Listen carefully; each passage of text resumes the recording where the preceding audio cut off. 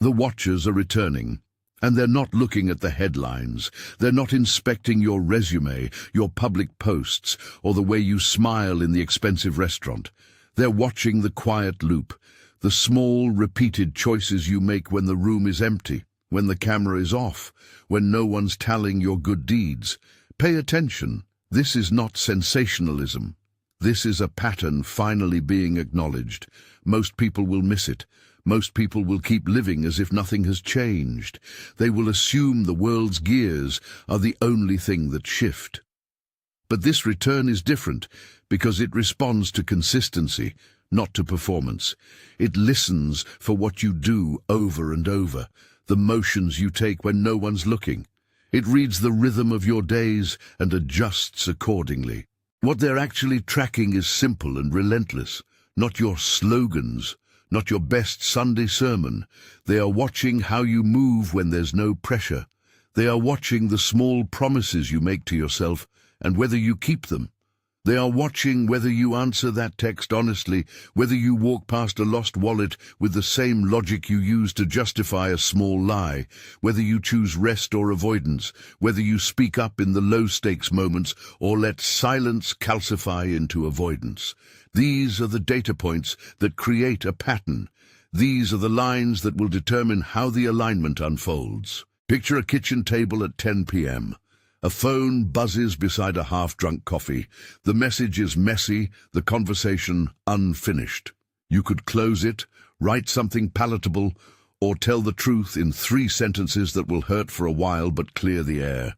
You have done the palatable before. You know the shape of that choice. You have seen how it narrows your chest later. The watchers are noticing whether you choose the easy route again. They are watching the hand that reaches for the comfortable phrase instead of the honest one. Picture an early gym, the light still low, your breath fogging in the air. No one is cheering, no one is filming. You lift because you promised yourself you would, or you scroll and tell yourself you'll start tomorrow. The watchers are attentive to which self shows up. The voice that says, just once, or not tonight. That voice is the one that gets catalogued. It's quiet, mundane, and stubborn. Picture a workplace break room where gossip runs like a low current. It's fun, it's fast, it's bonding. You could join, you could deflect, you could say nothing. The watchers are noting the way you protect other people when there's nothing to gain. The way you refuse to add fuel when it would make you closer to the group. Small choices, small adjustments, they matter. This is what the watchers measure: repetition without audience, the behavioral muscles you exercise in private, the decisions whose only witness is your conscience. In those places you either build strength or you build a script that will carry you forward, for better or worse. Here's the thing. When the watchers return, they don't prize grand gestures. They prize consistency. They prize the person who, in the slow season, chooses the work, the truth, the restraint.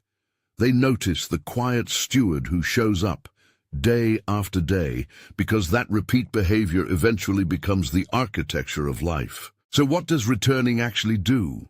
It begins an internal audit, not a public trial, not a sudden exposure for spectacle. Think, instead of a soft, precise scan, a ledger assembling itself from your small private entries. Every time you keep a promise to yourself, the ledger nods.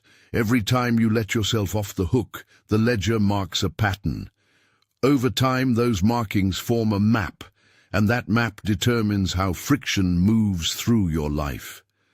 There are 2 kinds of people in this story. Both deserve dignity, and both must be named. First, those who checked out. These are the people who drifted neutral. Maybe life got heavy. Maybe disappointment made the loud parts louder and the quiet disciplines faded. They've been surviving. They've been protected by routines that require little courage. They are not bad people. They are tired people. They may find themselves jolted by a sudden sense that something is asking for attention, a tug of conscience, a disquieting memory, an invitation to repair. For them, the return of the watchers is an invitation, not condemnation. It's a soft alarm.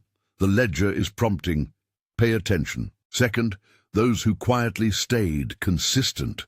They didn't do it for applause. They didn't need the spotlight. They lived by small promises, showing up to the call, correcting their tone in a private text, finishing what they started at the kitchen table, saying no in the lobby of temptation, practicing patience in the slow-moving moments. For this group, the return of the Watchers manifests as a release. Not instant fireworks, not guaranteed windfalls, but a subtle easing. Resistance reduces. The weight that once pressed against every decision starts to lift. Conversations that used to stall now find purchase. Doors that were previously stuck begin to turn because the hinge has been oiled from the inside. You might be in either group. You might be somewhere in between. This is not about labeling for the sake of pride or shame. It's a description of movement. It's a map toward a more coherent life. If you lean toward the checked-out side, treat this moment as an invitation to re-enter. If you lean toward the consistent side, notice the ways your life is aligning and keep tending what matters. How does the audit actually change things? It's both subtle and decisive. First, it sharpens awareness. You begin to feel a slight increase in noticing. You'll feel the pause between stimulus and reaction grow just a fraction longer. That pause is a doorway. In it, you can choose the response you want instead of defaulting. You get better at seeing the small lie before it becomes a habit. You see the moment where compromise begins and can step away before you are entangled. Increased awareness feels like light pouring into a dim room. Suddenly, you see the dust on the shelves and where you need to clean. Second, predictability reduces. When you act out of a renewed integrity, other people notice in ways they cannot name. You become less easy to manipulate because you are less scriptable. The people who expected your old patterns will bump into a new reality. That friction sometimes wakes up opportunities.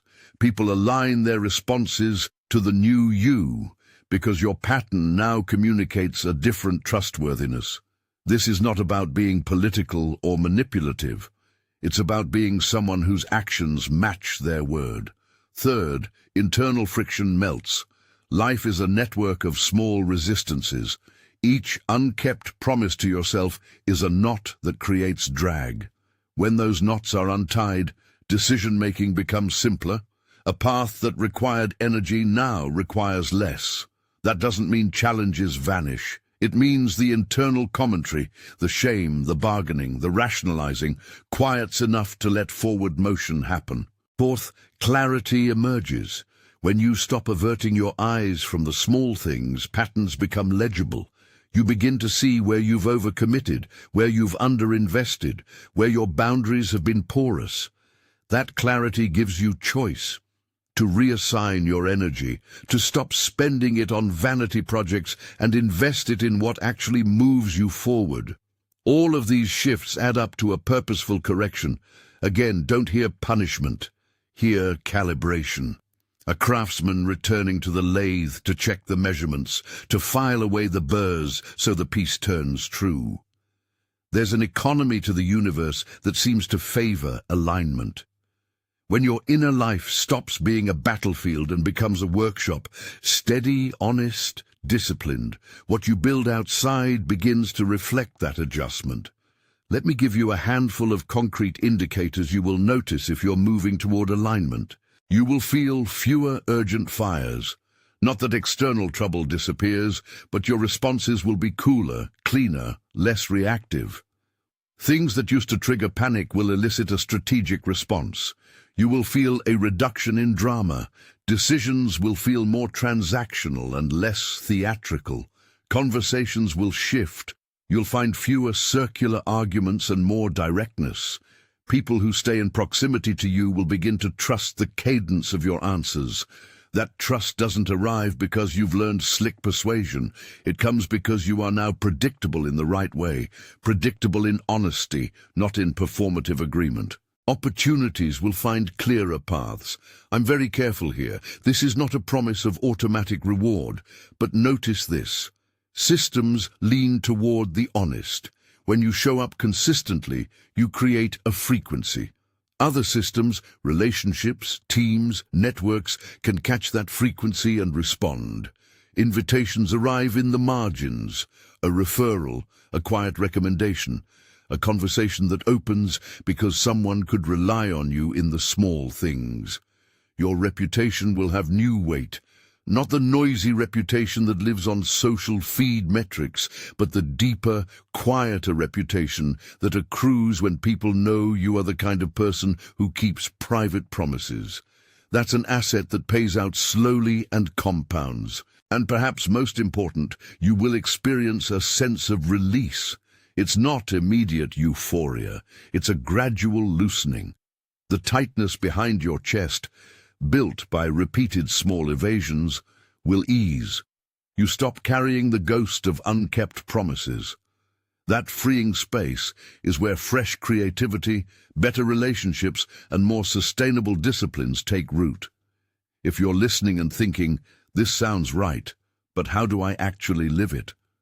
I'll give you practical steps you can start today, small, repeatable, and honest. First, keep the promise to yourself, not the dramatic vow, the tiny, manageable promise. Reply to that text with the truth. Make the bed. Do the 5 minutes you said you would do.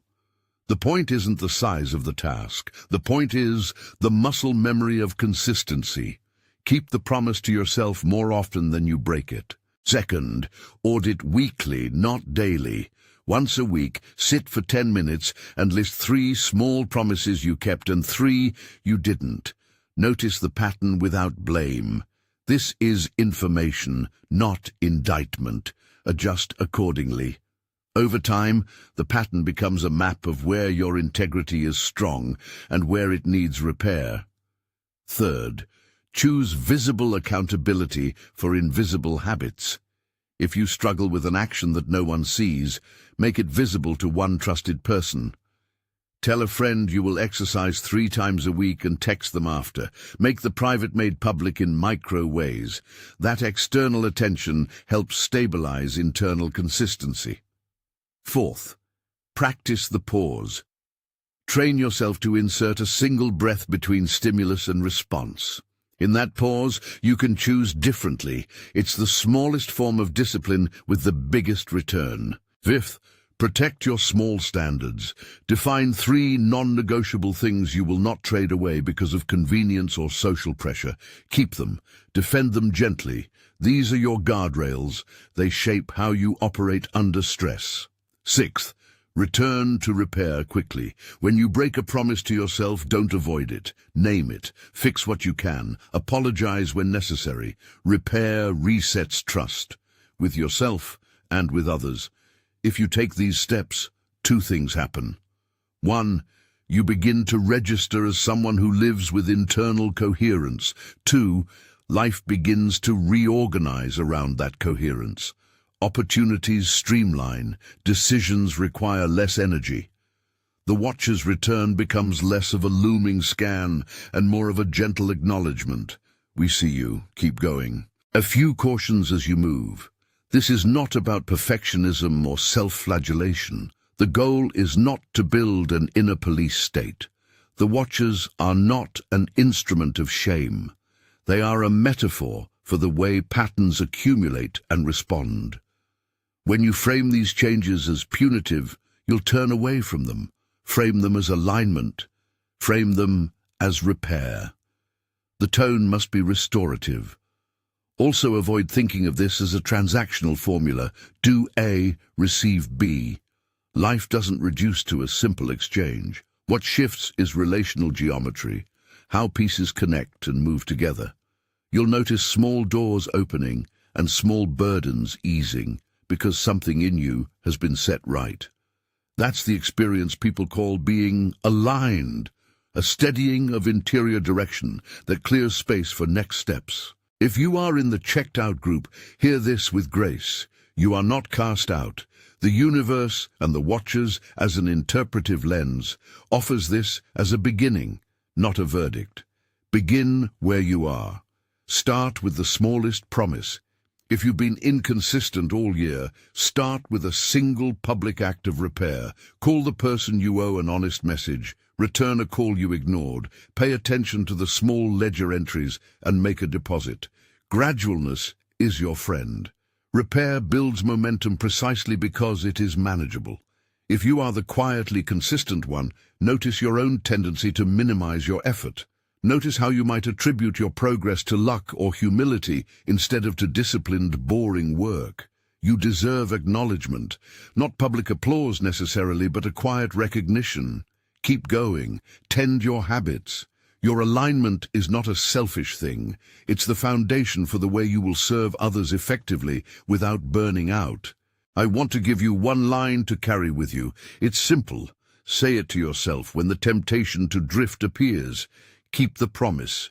Repeat it until it becomes a reflex. When you're tempted to say something soft instead of true, or to skip a practice, or to rationalize, say it. Keep the promise. If this message lands with you, tap like and subscribe to stay connected. There's more like this coming. It's a small action, but it keeps you in the loop of attention and discipline. As we close, a few final notes to steady you. You are not late. The watcher's return is not a countdown to doom or a narrow window that shuts. It's a cadence, a renewed attention that invites adjustment. You can meet it with curiosity and courage. You can accept the audit as a tool for growth. Choose attendance rather than avoidance. Keep the small promises. Tend the private disciplines. Repair quickly when you fail. The change that comes is not theatrical. It is steadying. It is the kind of change that hums in the background and then surfaces as clearer decisions, lighter burdens, and relationships that work because you can be relied upon. You will know it by the way your life starts to flow with less drama and more integrity. Share this with someone who has been quietly consistent. They need the encouragement more than anyone who seeks applause. And check the description or playlist after this for more messages that walk this path with you. Walk forward with steady eyes.